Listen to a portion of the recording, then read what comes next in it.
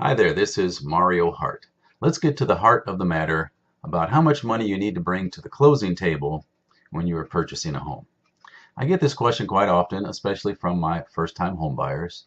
And of course, it's an important question. There are basically two buckets we could put these monies in. The first is going to be your down payment. We know that on a conventional loan, the minimum down payment, if you qualify, could be as low as 3%, up to 20% down payment.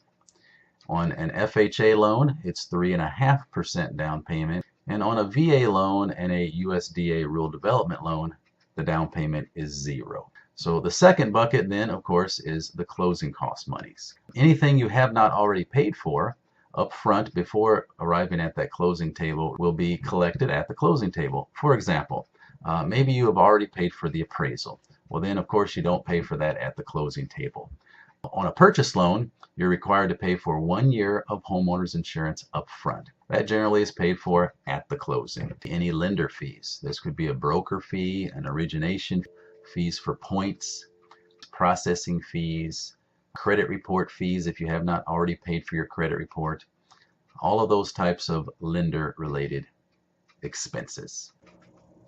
In addition to those fees, you also have the title company's fees. Now, on a purchase loan, some of the title fees are paid by you, the buyer, and other fees are paid by the seller. But the vast majority of the fees are paid by you.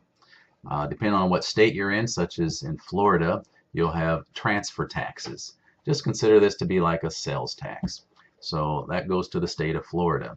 And the seller will pay some of that, and you will pay some of that as well. You will also have to bring monies to the closing table to load up your new escrow account.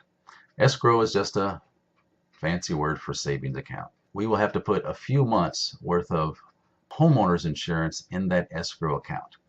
So that 12 months into the future, there will be enough money in that escrow account to pay your chosen homeowners insurance agent another 1 year of insurance. Secondly, we have to load up the escrow account with real estate taxes. So how much ever number of months are needed for that, we'll put that in there. It could be 2 months, it could be 10 months.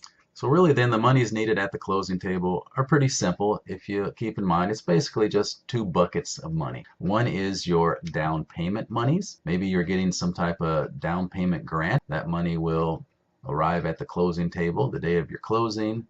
And the second bucket is, of course, the closing cost.